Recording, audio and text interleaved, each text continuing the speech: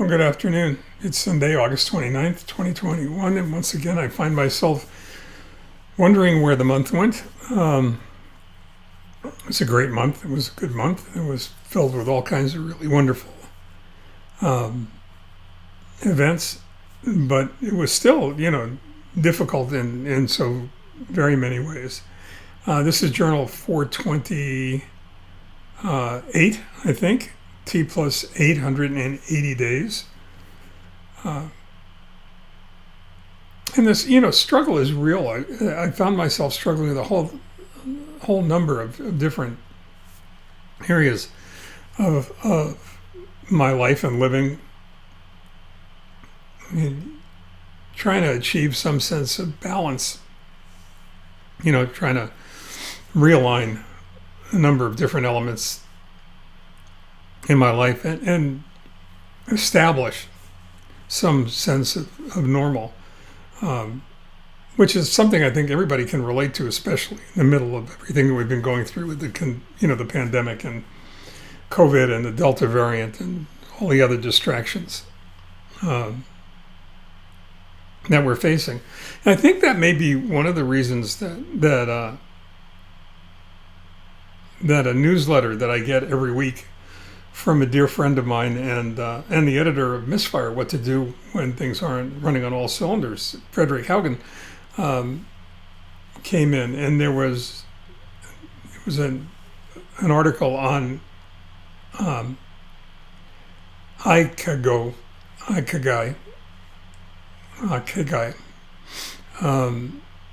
which is a Japanese philosophy of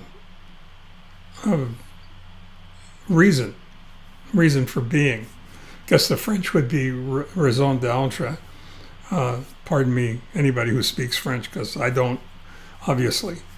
But it is generally accepted to be the convergence of four intersecting circles. One focused on what you love, one focused on what you're good at, one focused on what the world needs, and one focused on what you can be paid for. Which is really interesting because I had another very dear friend who used to say often, and I've shared this here as well, that the secret of a long and happy life is finding something that you love to do, learning how to do it well enough so somebody's willing to pay you to do it, and then learning how to live on what it pays. And if you start to analyze that simple,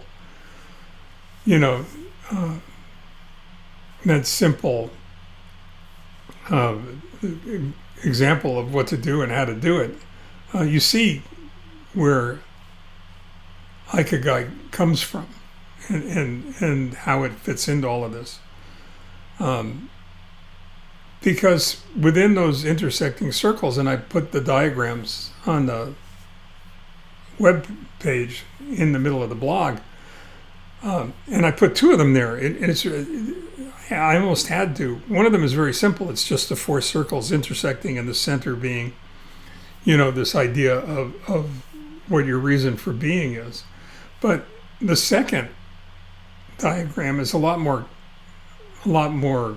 robust. It has a lot more in it. Passion, mission, vocation, profession, and where they all come together and how they all work together.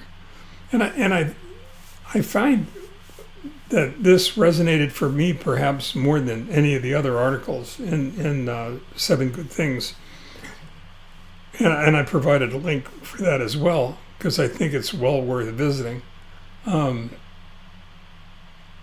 Is because I've been struggling to find my way back there, as the tensions and the realities of everyday life keep pulling you away and trying to drive you into a state of misalignment, a state of being imbalanced. And I think that's dangerous to a large degree, because I think that in the center of these circles is where you find peace. I think this is where this idea of flow exists. It's where it bubbles to the surface. And I think that when you find this state of balance between what you love doing, what you can get paid for, how you can contribute to the world, and what you truly are good at, what you are meant to do, what you're placed here to do,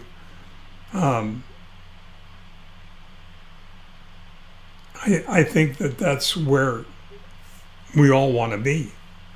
And it's difficult because once you've been there, once you've experienced this, and once you've been torn away from it and have to find your way back, there's a whole new level of frustration that exists because of the difficulty involved in fighting your way back to this state of balance, this state of alignment, this state of Ikigai.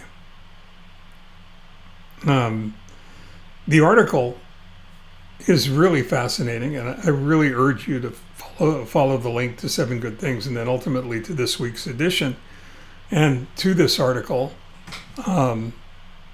because it's focused on interviews that were done in Okinawa in a small village where there's a huge percentage of centenarians and super centenarians. I remember once upon a time when living to 100 was really rare, and was, celebrated. And in most cases, people that made it that far weren't in the best possible shape you might imagine. And today we have instances where people are not only living to 100, but they're going beyond that. And in this village, there were interviews with people that were 111 and 117. And they were cogent, coherent, and had meaningful things to contribute to the article. And they attribute their longevity, to elements of this concept. So I think it would probably be well worth everybody's while to go there and take a peek at it, as well as a number of the other articles that are in 7 Good Things, because they're all really excellent. I'm not going to tell you that I always love all 7 things. I don't think that was the idea of Frederick putting it together. I think the idea was for everyone to find something, one thing, that they could sort of glom onto. So in this idea of finding what you love, what you can get paid for, perhaps, what the world needs, and what you're good at. And by the way, by being paid for, I don't necessarily mean monetarily. I mean, you can be compensated spiritually as well as with money. So take a look at it, see what you can find out of it. As always, I'd love to find out what your take on this is, what you have to say about it. In the meantime, stay well, take care, and hope to be back with you soon. Thank you, and good night.